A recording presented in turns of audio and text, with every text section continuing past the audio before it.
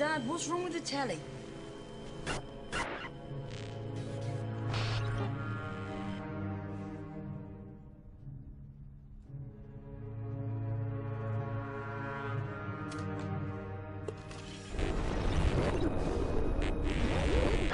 Good evening, London. Allow me first to apologize for this emergency channel. I do, like many of you, appreciate the comforts of the everyday routine, the security of the familiar, the tranquility, repetition. Bloody hell. I enjoy them as much as any bloke. But in the spirit of commemoration, Who's that, Mum? whereby those important events of the past, usually associated with someone's death or the end of some awful bloody struggle, are celebrated with a nice holiday, I thought we could mark this November the 5th, a day that is sadly no longer remembered, by taking some time out of our daily lives to sit down and have a little chat. There are, of course, those who do not want us to speak. Let me think, just let me I think. suspect even now, orders are being shouted into telephones, and men with guns will soon be on their way. It's Chancellor Sutler. Damn it! Why?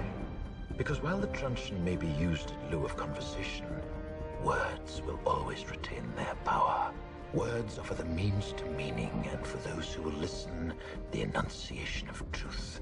And the truth is, there is something terribly wrong with this country, isn't there? You designed it, sir. You wanted it foolproof. You told me every television in London. Cruelty and injustice, intolerance and oppression.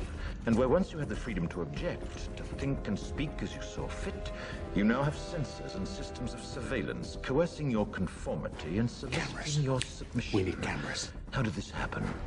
Who's to blame? Well, certainly there are those who are more responsible than others, and they will be held accountable. But again, truth be told, if you're looking for the guilty, you need only look into a mirror. I know why you did it. I know you were afraid. Who wouldn't be? War, terror, disease. There were a myriad of problems which conspired to corrupt your reason and rob you of your common sense.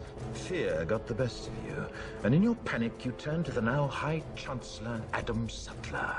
He promised you order, he promised you peace, and all he demanded in return was your silent, obedient consent. Inspector, you're almost through. Last night, I sought to end that silence. Last night, I destroyed the Old Bailey to remind this country of what it has forgotten. More than 400 years ago, a great citizen wished to embed the 5th of November forever in our memory. His hope was to remind the world that fairness, justice, and freedom are more than words.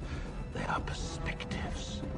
So if you've seen nothing, if the crimes of this government remain unknown to you, then I would suggest that you allow the 5th of November to pass unmarked.